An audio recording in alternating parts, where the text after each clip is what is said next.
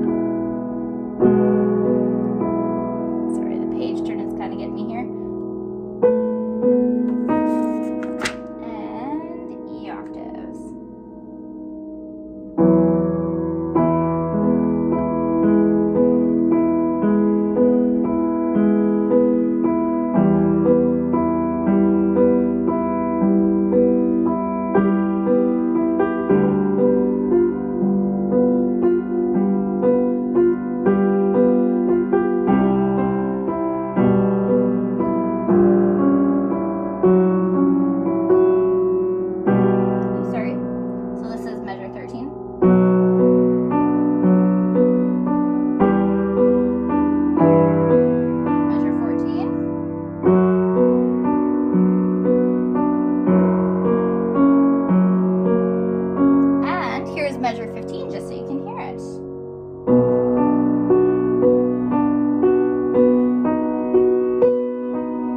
Measure 16.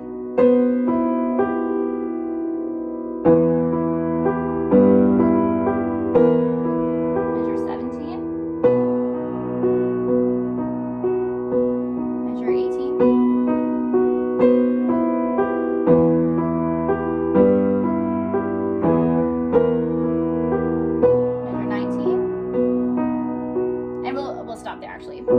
Halfway through measure 19. So there you go. Here's a practice along video for that. I'll also make you a practice along video for Chinese Dragon from your lesson book, since I so rudely skipped over that one. Okay, and we're on page 63.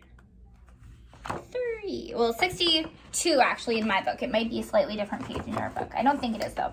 Okay, so Chinese Dragon. I said we'll play it at 112 beats per minute. So this is what that sounds like. And here you go. This can be your practice track for playing with a metronome. So here's Chinese Dragon. I'll count 1, 2, 3, 1, 2, 3, then we'll go. 1, 2, 3, 1, 2, 3.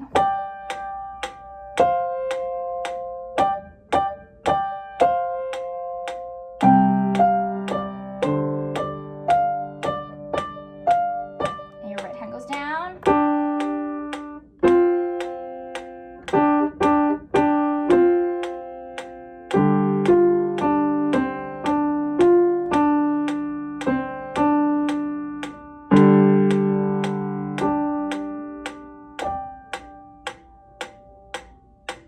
So hopefully you heard, hopefully it comes across on the video that there was some dynamics in that as well.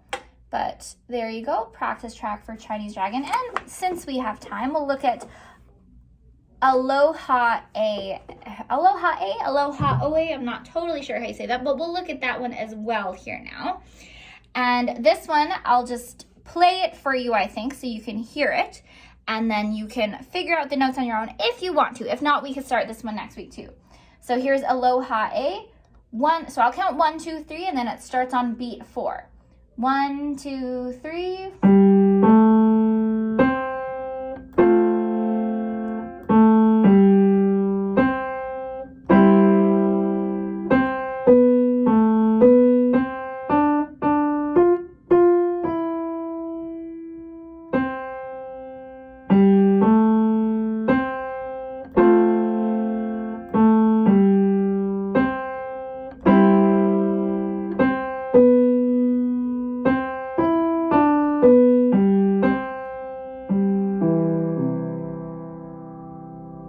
Very pretty. Maybe you might recognize that melody. Aloha, aloha, like that's a fairly, what's the word I want? Symbolic and often used melody. So let's hear it now played at a slightly quicker tempo so you can have something to work towards. 1, 2, 3.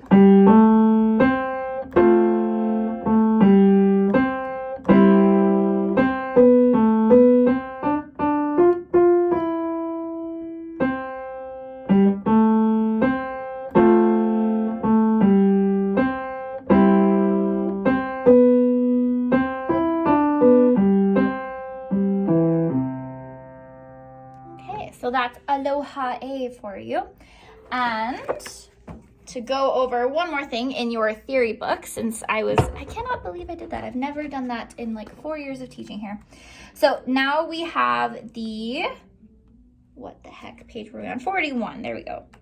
Well, no, we did 41. So now 44 is the page we're on. The fourth dimension. So just like from C to D is a second, from C to E is a third, and from C to F is a fourth.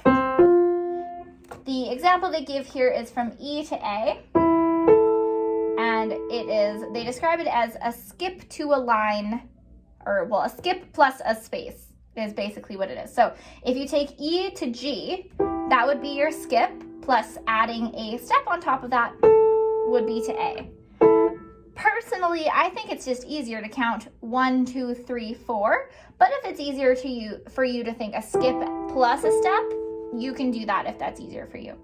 So the first example here they give is C above middle C, and then remember when you're counting intervals, you always include the one you start on to count. So a fourth above that would be C, D, E, landing on F. So there you go. I gave you the first answer for number 1 in the treble clef.